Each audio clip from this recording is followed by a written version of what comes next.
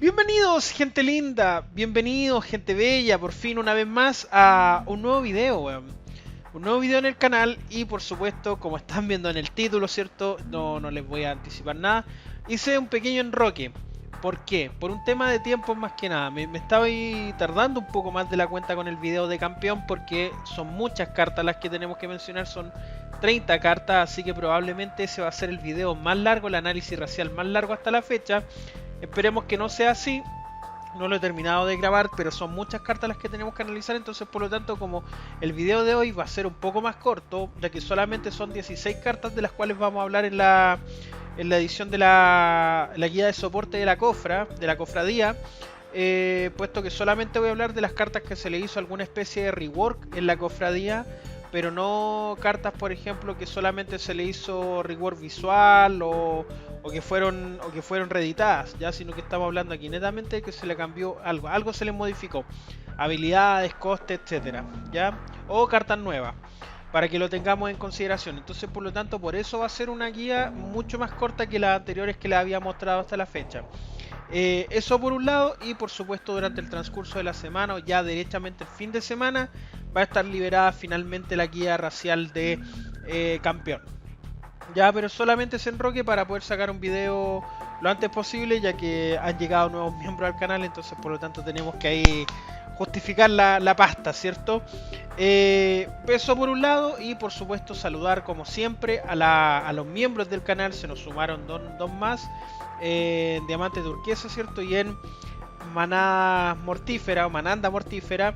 Así que de verdad muchas gracias a ustedes, chicos, por su tremendo apoyo como siempre en el crecimiento y el potenciamiento de este canal, y por supuesto también la viabilidad económica. ¿Quieres una cerveza? Te caché. Estamos a puerta de la primavera, ya técnicamente ya es primavera, se nos empieza a acercar el calorcito. Qué mejor que empezar a capear, bueno, supuesto calor porque el día está más nublado que la chucha, pero el calor que se va a venir próximamente con una Beer Wolf, la cerveza oficial de Primera Era. Cerveza Beer Wolf, abajo en la descripción los contactos de mi compadre Juan Durán, es locura que le dicen, al igual que esta cerveza. Cerveza Beer Wolf, una auténtica locura. ¿Quieres tatuarte? ¿Quieres hacerte tu carta favorita? ¿O querías hacerte un tatuaje brutal? ¿Querés plasmarte una ilustración pero genial? ¿O algo en particular que te gustaría? Abajo en la descripción, estudio de Manuel Rocha, ¿cierto? Mi compadre Rochita, un artista pero excelente, de aquellos también. Abajo en la descripción está su contacto, está su Instagram para que puedas, ¿cierto?, hacer alguna cotización y por supuesto ver el tremendo arte de mi compadre. Comunidad New York, por supuesto, la mejor comunidad y más grande comunidad de Primera Era, sin fines de lucro, ¿cierto? Aquí no tratamos de embaucar a nadie. Los mejores torneos, quieres aprender a jugar, todas las dudas, todas las consultas, quieres ser parte de una comunidad donde lo único que hay es buena onda. Abajo en la descripción también está el link, el grupo de WhatsApp, para que te incorpores a este tremendo grupo que tenemos en la comunidad New York. Ya, dicho esto y sin nada más que agregar, vamos a pasar de inmediato entonces a lo que son la explicación de los colores, como siempre he hecho, para lo que corresponde a la guía racial de, la guía de soporte, de la cofradía. Bien, esto ya lo he explicado anteriormente, pero nunca viene de más una pequeña repasadita.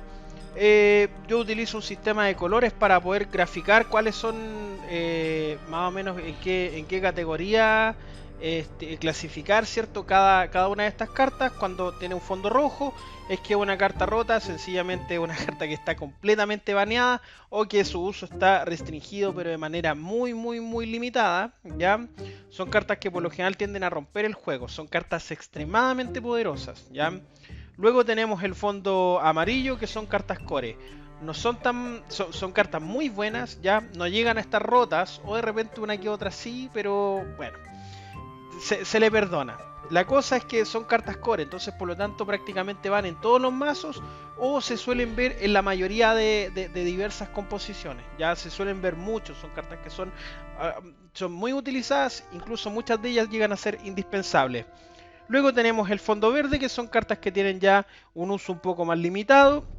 No se suelen ver tanto como las cartas core, pero tienen una relativa presencia dentro del metajuego, ya que existen algunos mazos, algunas estrategias en las cuales este tipo de cartas suelen ir. No son infalibles, pero tienden a haber un uso relativo dentro de lo que es el armado y composiciones de mazo.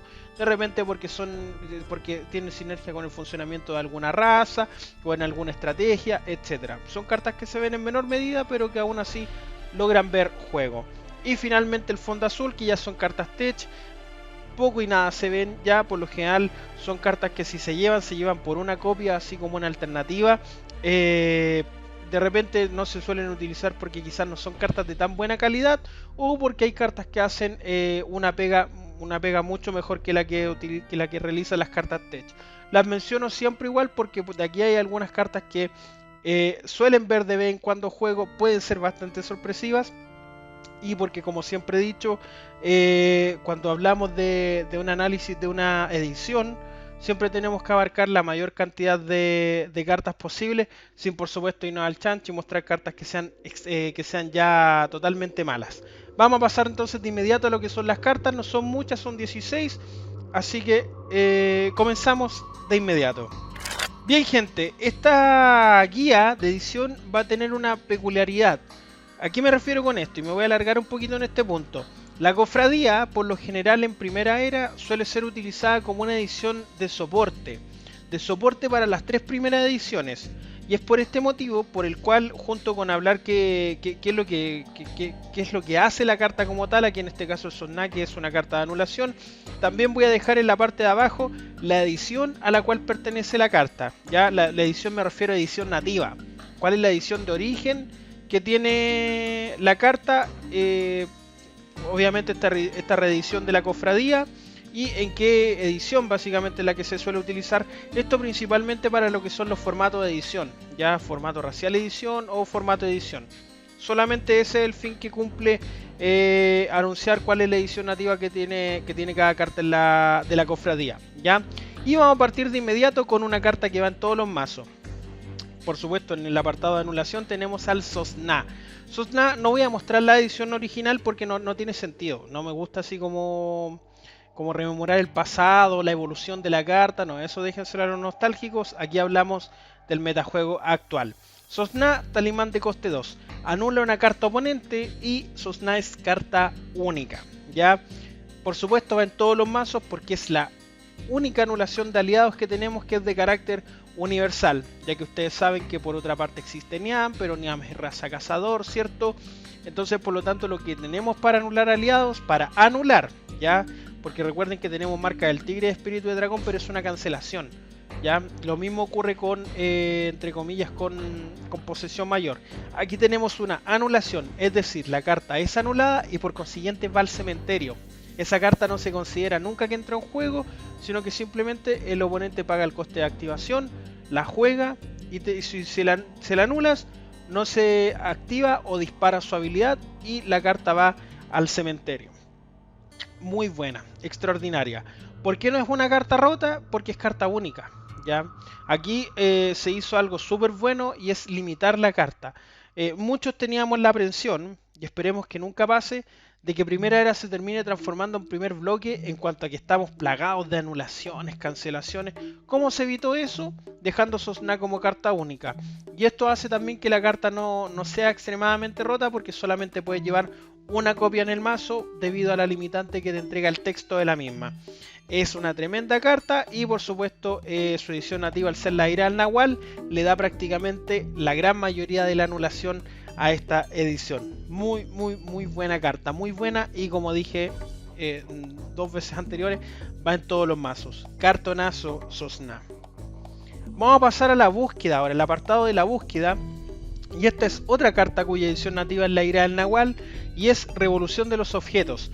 Es un talismán bien pesado, talismán de coste 5, que dice lo siguiente: Busca una carta de aliado en el mazo castillo y ponla en juego en tu línea de defensa. ¿Ya? ¿Cuál es la gracia de Revolución de los Objetos? Revolución de los Objetos, yo hablé de esta carta en la guía de soporte de la Ira del Nahual, pero obviamente tiene números distintos y tiene una habilidad distinta, ¿ya? Mucho más mala que esta reedición, y por ese motivo por el cual estamos hablando de este rework que se le hizo en la cofradía, y por supuesto una carta que es muy buena. No obstante, su tremendo coste hace que Revolución de los Objetos no vayan todos los mazos. ¿Por qué? Porque a fin de cuentas, si bien es cierto, nosotros estamos jugando un aliado desde nuestro mazo, pero estamos pagando 5 oros. Y si esta carta te la anulan, pagar 5 oros prácticamente en turnos tempranos o en turnos medios te cuesta básicamente perder el turno, ¿ya? Entonces, por lo tanto, nosotros tenemos que hacer que el coste de Revolución de los Objetos valga la pena tomando en consideración la carta que vamos a traer. ¿En qué mazos por lo general suele ir Revolución de los Objetos? En un dragón. En un mazo dragón, por ejemplo, que Revolución de los Objetos esté liberada, cae de cajón que tienes que llevarla. Cae de cajón porque te puedes traer prácticamente todo. Te puedes paquetear los mejores dragones que existen. El Quetzalcóatl, el dragón medieval, el dragón oriental y el Canochen. Ahí ya te nombré 4 cartas que te puedes traer con Revolución de los Objetos. ¿En qué otro mazo, por ejemplo, podría ir Revolución de los Objetos? En un Bestia, para traerte el Canilú. Fuera de eso, no sé si hay alguna otra raza que quizás te cunda. Yo en algún tiempo anterior, en un tiempo antiguo, yo también veía que se solía jugar en mazo Dios. ¿Para qué? Para traérselo duro, ¿ya? Pero básicamente eso, una carta que te permite paquetearte el chancho que necesites en el momento para poder reclutarlo. ¿Ya? Es un poquito pesada y eso hace que no vayan todos los mazos, pero los mazos que se juega cae de cajón. Tiene que ir sí o sí. Dragón, bestia, ese tipo de mazos que tienen aliados muy pesados. Tremendo cartón. Bueno, ahora vamos a pasar al apartado de la remoción y tenemos la primera carta de Mundo Gótico. A esta carta se le hizo un rework en el kit de extensión, al igual que Sosna, ya eso no lo mencioné, y es Licantropía. Licantropía, talismán de coste 4, ya, que dice lo siguiente: gana el control de un aliado oponente hasta que salga del juego. Comparemos, hagamos las comparativas, comparémosla con Hades. ¿Cuál es la diferencia que tiene Licantropía y Hades? Primero y principal, su coste. Licantropía es una carta más cara. ¿Y cuál es la otra diferencia que tiene? Es que nosotros ganamos el control sin tener que intercambiar ninguno de nuestros aliados. Por lo tanto, esto que voy a decir puede a lo mejor a la gente generarle un poco de ruido, pero yo creo que hay situaciones o hay momentos en los cuales Licantropía es mucho mejor que Hades. ¿Por qué? Por ejemplo, volvamos al mismo tema. Ustedes saben que yo lo que más juego es agro. Ya últimamente sí he estado jugando harto control. Me he estado metiendo más en el control, jugando con los chicos, ¿cierto? Testeando ahora para un torneo que se viene en Rancagua, al cual quiero participar, no castear ni grabar ninguna mierda, y tengo ganas de ir a jugar. Ya esperemos que salga todo bien y podamos ir a jugar. En el agro, ¿qué es lo que importa? Nosotros en el agro tenemos que pegar. ¿Y qué es lo que necesitamos para pegar? Ganar la mesa. Entonces, por lo tanto, ¿por qué Licantropía es tan útil en un mazo agro? Porque nosotros le quitamos un aliado a nuestro oponente y a la vez también nosotros ganamos un aliado. Es decir, la diferencia es de 2 cartas, porque él pierde una y a la vez nosotros ganamos una. Eso de verdad marca mucho la diferencia. Entonces, si bien es cierto, es una carta que pareciera que es un poco cara, pero su coste para la habilidad que tiene está bien justificado. Licantropía es una carta muy buena y yo creo que es una carta que al comienzo se miraba un poco a huevo cuando recién salieron los kits de extensión. Yo desde el comienzo dije que era una carta extraordinaria, ya están los videos, los pueden revisar. Y hoy en día tiene bien puesto su lugar. Se suele llevar por lo general por una copia en alguna que otra composición, e inclusive hay gente que la suele llevar por 2 copias. Es una muy buena carta y por supuesto recomendada absolutamente. Cremación, talismán coste 2, también se le hizo un rework en el kit de extensión. Antes tenía una habilidad que destruía a todos los vampiros en juego, media me, pero si jugabas contra un vampiro puta que era bacán. Talismán coste 2, ¿qué dice? Destruye uno de tus aliados, luego destruye un aliado oponente. Bien. Cremación, ¿cuál es la gracia que tiene Cremación? Primero, su coste, es una carta muy barata, es una remoción muy barata.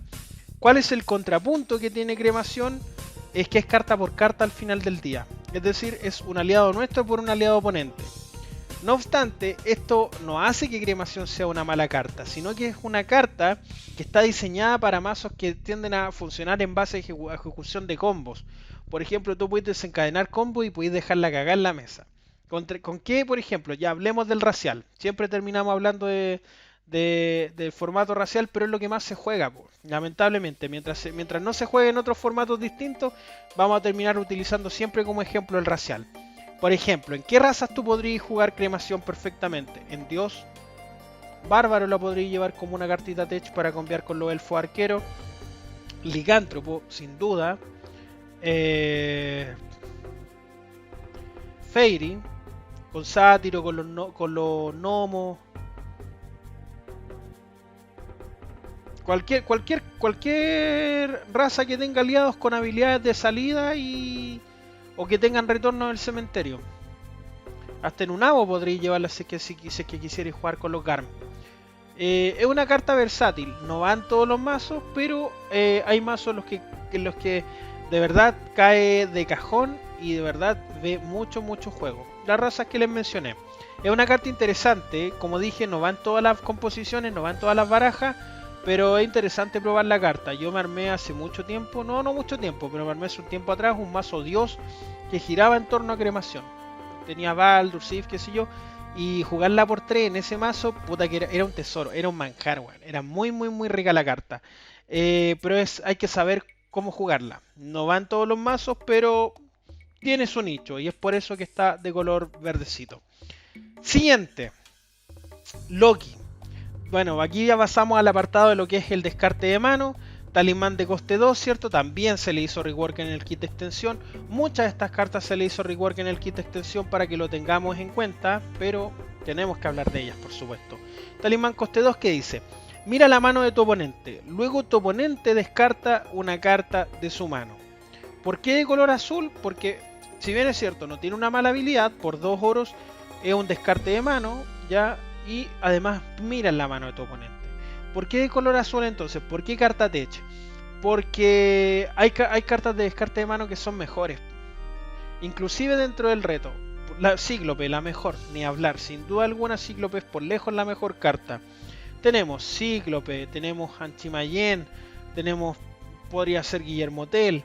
Hay cartas de descarte que son mejores, ¿cachai? En otras ediciones ni hablar, Cagna, Viaje al Oeste. Entonces Loki queda un poquito relegada, ¿ya?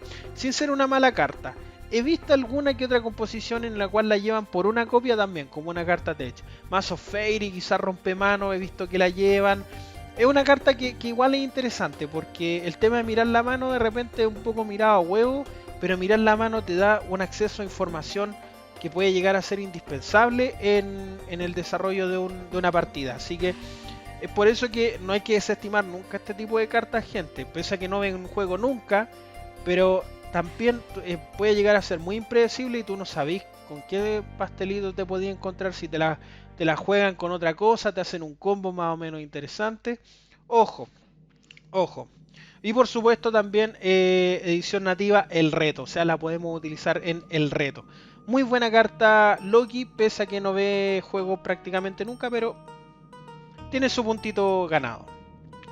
Siguiente, Ira del Nahual. La Ira del Nahual, talismán de coste 4, se le hizo rework a esta carta. Todos tus aliados ganan 2 a la fuerza hasta la fase final. Carta única. Por supuesto, edición nativa La Ira del Nahual. Un finisher, no hay mucho más que decir. Es un finisher, es un bono que puede llegar a ser interesante. Lamentablemente la carta no ve mucho juego, ni siquiera en la raza agro suele ver juego, porque prefieren utilizar otro tipo de bonificadores. Por ejemplo, por 1 oro más en Ragnarok, matador de gigantes es mejor. Yo siento que tiene una muy buena habilidad, pero lamentablemente es un poco cara, weón. ¿Por qué? Ya, son 4 oros, te da más 2 a la fuerza. Es carta única. Si la Ira del Nahual iba a quedar como carta única, perfectamente lo hubiesen dejado como coste 3. No hubiese sido tan descabellado porque al final estamos hablando de una carta que solamente la lleváis por una copia. ¿Cachai? Sobre todo en Racial Edición, que en Racial Edición la Ira del Nahual, por ejemplo, no tiene retorno en su soporte. Tiene un baraje muy malo que es el Chayín y no tiene más. La única raza que tiene baraje la ira es chamán y si bien es cierto te podía armar, qué sé yo, algún que otro mazo chamán, agro, pero igual son medios meme, ¿cachai? Entonces quizás el coste le pesa un poco a la ira del Nahual. Tiene una muy buena habilidad, pero yo siento que para ser carta única su coste en oro es un poco cara. Pero bueno, algún valiente se atreverá, algún valiente la jugará. Me encanta la ilustración por lo demás. Una de las mejores ilustraciones de primera era, sin lugar a dudas. Bono de fuerza interesante. Solo para valientes, solo para valientes. Siguiente, bueno, y aquí vamos a pasar a las cochinadas más grandes que te puede ofrecer la vida y el universo entero. Bien. Hablemos de Oráculo. Generación de oro. Hablemos de Oráculo. Oráculo. ¿Y por qué están viendo aquí todas estas ediciones? Oye, pero ¿pertenece a todas esas ediciones, Diego? Y la respuesta es sí. Oráculo, antes de hablar de la carta propiamente tal, pertenece a ese reducido y pequeño grupo de cartas cuya edición nativa es la cofradía. ¿Ya? Es la cofradía. No es un rework, o sea, es un rework de una carta del reto, ¿cierto? Pero les voy a explicar por qué la carta no se considera la misma y por qué no se considera del reto. Pero básicamente al ser una carta que es nativa de la cofradía, perfectamente se podría jugar en las 3 ediciones anteriores, y si por ejemplo existiera un formato donde pudierais jugar solamente con la edición de la cofra, también por supuesto, o sea, no hay mucho más que decir al respecto. Ahora hablemos de la carta como tal. Por supuesto, esta carta es archiconocidísima por todo el mundo. Talismán coste 0, solo por este turno genera 4 oros virtuales, o sea, más rota que la cresta. O sea, no vamos a hablar de lo cochina que es la carta y toda la cuestión, porque ya todo el mundo lo sabe, si es una carta que vive baneada. ¿Qué es lo que ocurre y por qué la carta es nativa de la cofradía? Pese a que es un rework. A ver, voy a hacer una pequeña introducción. Yo he sido de repente muy crítico con Club cuando se mandan una cagada y toda la cuestión. Bueno, Salo también se mandaba sus cagadas. De hecho, Salo quebró por cometer una seguidilla de Condoro, o sea, Condoros sistemáticos que provocaron finalmente la quiebra de la empresa. Pero dentro de sus cagadas nació Oráculo. Yo creo que esta carta la hicieron porque genera 4 oros solamente porque quizás hubo un intento por parte de Salo por nerfear el Oráculo de Delfo. Pero ¿cuál es el problema? Que no le mantuvieron el nombre. Entonces, por lo tanto, al tener nombres distintos, son 2 cartas distintas. Es decir, apagaron el fuego con benzina, porque Oráculo de Delfos y Oráculo, al ser 2 cartas distintas, perfectamente pueden ir las 2 en una misma baraja, Pero qué idiotez más grande, Dios mío, pero qué chucha, La cosa es que Oráculo está roto, Ya tan roto como Oráculo de Delfos. Obviamente un poco menos porque genera 1 oro menos, pero al final, por nada, o sea, no pagaste nada. Si te la anulan, de hecho de repente hasta en ganancia, porque tu oponente quemó una anulación y tú no pagaste nada, ¿cachai? Y te da 4 oros porque sí. Hoy día desperté ganoso, hoy día desperté goloso, te regalo 4 oros. ¿Por qué? Porque se me canta el culo. Una cochinada de carta, por supuesto, no hay mucho más que decir. Vive requete contra baneada, pero las cosas como son. Cartonazo. Cartonazo de aquellos, y puede ir en las 3 ediciones anteriores al ser una edición cuya edición nativa, valga la redundancia, es la cofradía. ¿Ya? Continuemos entonces. Bien, vamos a pasar a las armas ahora. Ya terminamos con los talismanes, vamos a pasar a las armas. Arma correspondiente a mundo gótico, yelmo. Arma de coste 2 que dice: el portador gana 1 a la fuerza y no puede ser afectado por talismanes oponentes. A ver, seamos honestos, yelmo no se juega nunca. Nunca, ¿ya? O sea, debe haber alguien por ahí que lo juegue, ¿cachai? Porque igual es una buena carta, ¿ya? Pero ¿por qué la puse de color verde? Precisamente porque es una carta muy buena, ¿ya? Es una carta que te podría generar combinaciones que te podrían dejar amarrado en un candado, ¿ya? Pero lamentablemente, claro, Yelmo no ve juego. ¿Por qué? Yo creo que principalmente no ve juego en los mazos por un tema de espacio, y porque por lo general es difícil es difícil ver mazos donde todo gire en torno a una carta, ¿cachai? Quizás en vampiro va a proteger tus enjambres para darle una especie de blindaje. Eh, no le sirve a la Carmila porque tiene coste 2. El licántropo no hay nada que te interese particularmente proteger porque todo hace weas cuando entran en juego. Para el Vulguntil, pues. Por ejemplo, si tú le ponías un yelmo al Vulguntil, ya hiciste un candado, ¿cachai? Porque el Vulguntil no puede ser objetivo de talismanes y el resto de tus licántropos tampoco. Entonces la única forma que tenías es romperlo con aliados, ¿ya? ¿Cachai? Y en el resto de las razas quizás te podría servir para proteger algún aliado, ¿cachai? Que sea clave dentro de tu composición. Es por eso que no ve mucho juego yelmo, ¿ya? Pero sin embargo es una carta muy buena. Yo creo que en una circunstancia donde podamos ver más juego con armas, ¿cachai? O donde jugar las armas prácticamente nos cueste nada, weón. Quizás Yelmo puede tener un poco más de brillo porque, insisto, es un tremendo cartón. No ve mucho juego lamentablemente, pero aquí la dejé en fondo verde solamente porque tiene una habilidad tremendamente infravalorada. Me encanta Yelmo. Bien, vamos a pasar a otra, ahora espada envenenada. También coste 2 que dice: el portador no puede bloquear. Ojo con esto. Al comienzo de tu fase de vigilia, descarta una carta de tu mano o bota 2 cartas de tu mazo castillo. Claramente un arma que está hecha para ser portada en un aliado oponente. Ya un aliado oponente que no pueda bloquear y además te obliga a estar comiéndote daño directo y o si no ya derechamente comenzar a descartarte de la mano. ¿Por qué la puse de color verde? Porque por lo general yo he visto que se juega en cazador. Ya cazador he visto que se juega con espada envenenada y en otras razas que tienden a ser un poco más controleras o que tienden a jugar con daño directo. También he visto por ahí una que otra copia loca de espada envenenada. Es una buena carta y además del tema del daño directo también ejerce un control que puede llegar a ser súper importante. Por ejemplo, portarle esta arma a un Jerry Freki, lo mataste, po, weón. Lo mataste en vida, lo dejaste en juego sin hacer nada. O cualquier chancho o cualquier carta que no pueda atacar. La dejaste también inutilizada. Podríamos decir que es como una mini Sara y además te da el componente del daño directo. ¿Ya? Entonces es una carta interesante, no ve tanto juego, pero sí he visto que se juega. No se juega en gran medida, pero sí tiene su nicho asegurado. Bueno, tanto espada envenenada como yelmo se le hizo rework en el kit de extensión de la cofradía. ¿Ya? Continuemos, no nos queda mucho, nos va quedando menos, ya nos van quedando solamente 7 cartas. Bien, vamos a pasar ahora a los tótem. Vamos a partir con el primero, tótem del mono. Tótem de coste 3 que dice: los aliados que controles pueden portar un arma extra. El coste de tus armas se reduce en 1 oro. No es una mala carta. No es una mala carta, pero no tiene juego. No ve juego, ¿por qué? Es complicado con los tótems. Las armas y los tótems son cartas que pueden llegar a ser un poco problemáticas si no las jugamos de manera adecuada en algún mazo.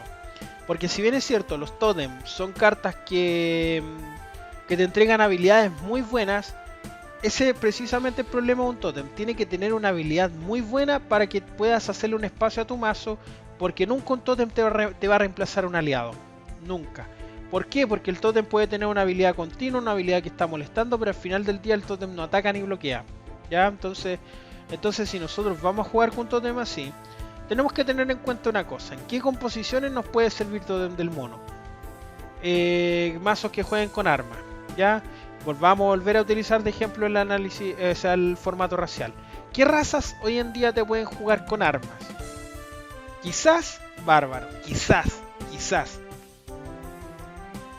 caballero, quizás y guerrero fijo. Y guerrero no la necesita porque existe el caballero águila. Y también poner más de un arma en un aliado no tiene sentido porque nunca es bueno concentrar la fuerza en un solo aliado. Existe mucha remoción hoy en día, entonces nadie juega a concentrar la fuerza en un puro aliado, sino que la fuerza se tiende a distribuir. Entonces, por lo tanto, una carta que te permite portar armas extra no tiene sentido, porque tú no vas a estar poniéndole armas a un puro aliado para concentrar toda la fuerza en él y que después te tiren un removal y el aliado cagó y se fue a la cresta. No tiene sentido. Y lamentablemente ese es el problema del tótem del mono. Sin ser una mala carta, las razas que juegan con interacción con armas tienen cartas mejores que reducen los costes. ¿Ya? En Bárbaro, por ejemplo, tenía el Scala Crimson. Bueno, en Caballero tenía la Reina Guinevere. Cuando empiecen a salir armas brutales para el reto, uy, Dios mío.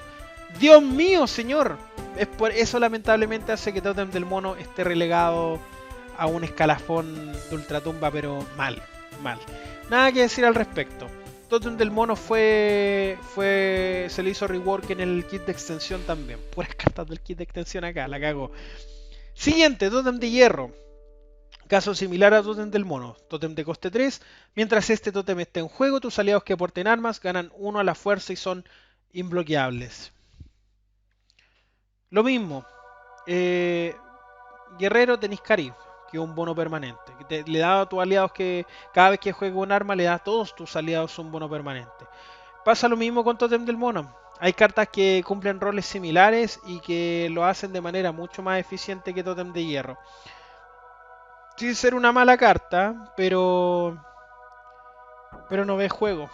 Aparte, nadie juega con tantas armas como para efectivamente hacerle un espacio a Tótem del Hierro.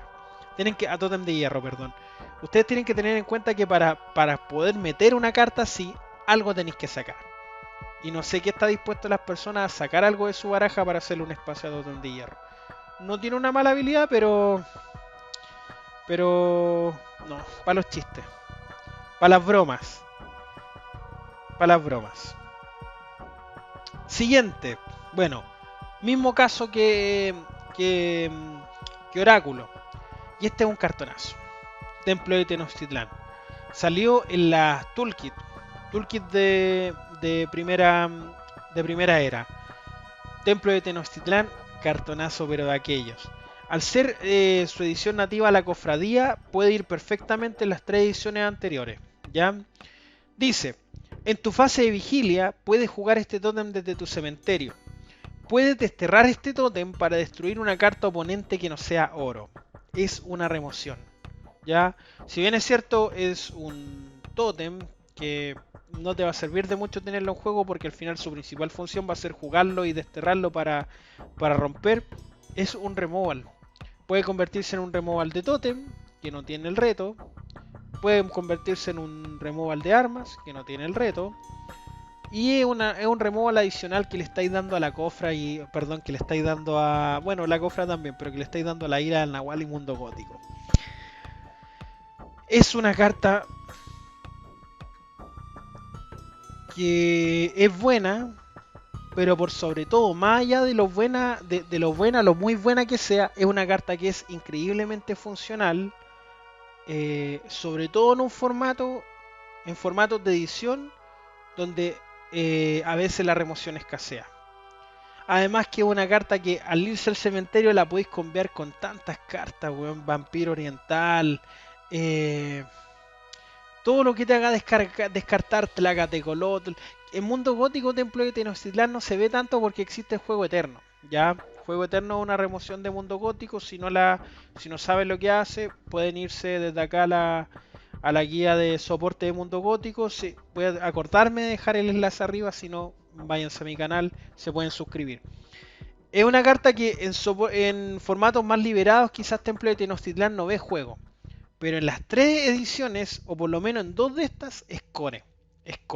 Incluso en formatos libres la puedes llevar perfectamente por uno. ¿Ya?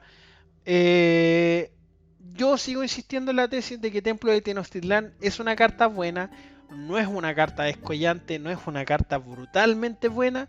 Pero al ser funcional para las carencias que muchas veces tienen las ediciones con las cuales estamos jugando, es indispensable. ¿Cachai? No es extraordinaria, pero es indispensable. Es esencial jugar por lo menos con un par de copias de estas si nosotros no tenemos nada más para sacarnos tótem, ¿ya? Y por supuesto también como un limpiador de mesa suele venir bastante bien. Templo de Tenochtitlán, muy buena carta. Siguiente, también aplicando la misma regla de Oráculo y Templo de Tenochtitlán, edición nativa a la cofradía, va en todos los... puede ir en cualquiera de las tradiciones anteriores. Torre del Olvido. Tótem de coste 2, que lamentablemente, weón, puta, en la toolkit la cagaron, salió con el logo de talismán, pero chicos, es un tótem, ¿ya? Si lo ven con el logo de talismán por ahí en vivo, qué sé yo y todo, no se preocupen, la carta es un tótem, ¿ya? Ese solamente fue un error aislado de impresión número 5483 por parte del club, así que tranquilidad, no sucede nada, es tótem. En tu fase de vigilia, una vez por turno, puedes desterrar una carta del cementerio oponente. ¿Cuál es el fin de Torre del Olvido? Romper estrategias. Romper estrategias. No va en todos los mazos, ¿ya? Porque hay razas que tienen cartas para sacarse weas del mazo para poder desterrar. Ya en Caballero hoy en día tenéis Sigurd. En todo mundo gótico tenéis lo que es el sarcófago profano. Quizás la ira en la cual no tenéis weas que te destierran, ¿cachai? Ragnarok también puede ser. Espíritu de dragón tenía el Kage Gakure Jutsu. Chan juega en función de esto. Tiene un mazo que juega en función de romper la estrategia de tu mazo, desterrándote todo en la vida y más. Entonces no van todos los mazos, pero se juega harto. ¿Ya? Se juega harto y de repente por una copia. En chamán cae de cajón llevarla por lo menos por una copia. Interesante carta, muy interesante. Ya estamos en la recta final, chicos, les pido un poco de paciencia. Siguiente, bueno, nos quedan 3 cartas que son los 3 oros que salieron para la cofra. Espada Real. Su edición nativa, por supuesto, del reto. Y esta carta es más rota que la chucha, bueno. No es tan rota, pero miren. Les voy a explicar qué es lo que hace. Todos tus aliados ganan 1 a la fuerza mientras este oro esté en juego. No puede ser destruido por habilidades de aliados oponentes. Carta única. No, sí es roto. Es roto. ¿Por qué? Porque hace lo mismo que Tótem de Jaguar, pero no pagaste nada y además es un oro. Y hoy en día, en comunidad que jugué, la comunidad que sea, los formatos tienen muy paqueado la remoción de oros. Entonces, por lo tanto, si tú llegases a ver la espada real, o si llegases a jugar con espada real, o supongamos que en un caso de volada de tolueno, pasta base, vinilit, pinturas, neopren, todo lo que se le ocurra, qué sé yo, weón, no más clavo, weón, poxipol, weón, ya, pero lo que sea, weón, llegase a estar espada real liberada, lo dudo mucho, pero supongamos, ya, no vaya a tener como chucha sacártela, weón, no va a ser extremadamente difícil. Entonces es un bono continuo para tus aliados. Con un oro, po. No, po, no pagaste nada, lo mismo, no pagaste nada. Tú tenés que jugar oro todos los turnos, po, weón, ¿cachai? O sea, jugáis la weá, tenéis un bono continuo, es una ridiculez de carta, weón, imagínense, weón. Es una carta que te puede hacer ganar, porque de verdad un bono de +1 a la fuerza marca muchas diferencias. Marca muchas diferencias y es por ese motivo que Espada Real se suele banear, ¿ya? No vamos a entrar en más detalles porque no tiene mucho sentido. Y además que tenía esa habilidad que no puede ser destruida por habilidades de aliados. También Inti y Salomé son cartas que hoy en día están baneadas, pero supongamos estuvieran liberadas, no podrían hacer objetivo al Inti. Siguiente, Diamante Turquesa, weón. Lo menciono aquí en la cofra, sé que salió una versión con frame del reto, si se quiere, en los últimos kits raciales que salieron este año. Pero la carta, digamos, original, el diamante turquesa, salió en la cofra. Así que la menciono aquí en la edición de la cofra, aparte para que también no esté tan pobre de carta. Cuando entre en juego, busca una copia de este oro en tu mazo castillo y ponla en tu mano. Core. El soporte libre va en todos los mazos, por lo menos por 2 copias, y en el reto tiene que ir por 3. ¿Cuál es la gracia de diamante turquesa? Asegurar curva. De repente partir con un oro en la mano y partir con un oro sin habilidad y un diamante turquesa en la mano es vida. ¿Por qué? Porque te asegura la curva por lo menos hasta el turno 4 o 5. Ya es clave. Te ayuda mucho a mantener tu bajada de oro todos los turnos, sobre todo en razas que tienden a ser un poquito pesadas como dragón. Por ejemplo, en formatos libres se tiene que llevar de repente en composiciones que sean lenteja, por ejemplo, un bárbaro súper lento, weón, un kami, weón, Dios, ni hablar. ¿Cachai? En todos esos mazos tienes que llevar diamante turquesa por 3 copias. Es una carta demasiado buena, ¿ya? Y tiene que ir en todos los mazos por lo menos por 2 copias. No sé si en todos los mazos irá por 3, pero por lo menos por 2, ¿ya? Muy buena carta. Y la última para finalizar, y por supuesto también aquí estamos hablando de un cartonazo de proporciones astronómicamente, épicamente buenas, monedas de oro, pues weón, qué carta más buena. Puedes pagar este oro y otro oro que controles para robar una carta. Monedas de oro es carta única, ¿ya? A ver, yo al comienzo tuve mis aprensiones un poco con esta carta porque dije que ¿para qué pagar 2 oros si era carta única? Y lo encontraba mucho. Pero en vista y considerando cómo se ha gestado el metajuego actual y viendo que monedas de oro es una fuente constante de robo, está bien como está. Ya, en este sentido yo asumo que si la carta hubiese quedado solamente para que se pagaran las monedas, hubiese quedado demasiado rota. Y así como está, es muy buena. También, monedas de oro,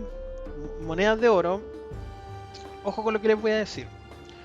Sin contar los oros que hoy en día se encuentran baneados, ya, baneados, no restringidos, baneados. Drakkar, a ver, mencionémoslo. Tesoro de Guayacán, puchado se ve, pero poco.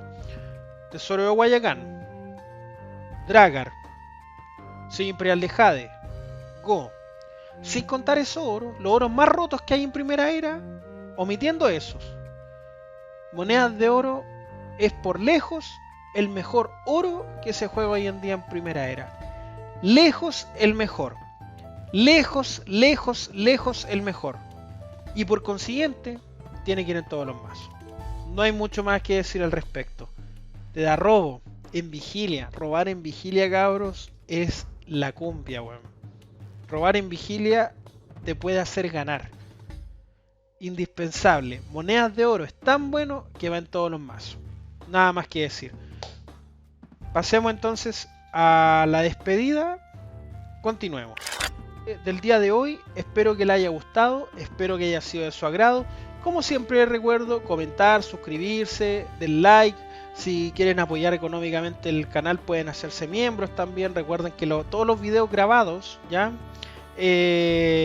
van a quedar publicados un día antes para los miembros del canal, y cuando ya lleguemos a una cantidad significativa de 20 miembros en el canal, vamos a empezar a hacer transmisiones en vivo exclusivas para miembros, y por supuesto también quizás por ahí meter algún showmatch, pero vamos a aumentar los beneficios para miembros. Así que sin más que agregar, gente, espero que les haya gustado. Nos vemos en la próxima edición. Se viene la guía campeón, y un abrazo muy grande para todos ustedes. Besitos, que se encuentren muy bien. Bye bye.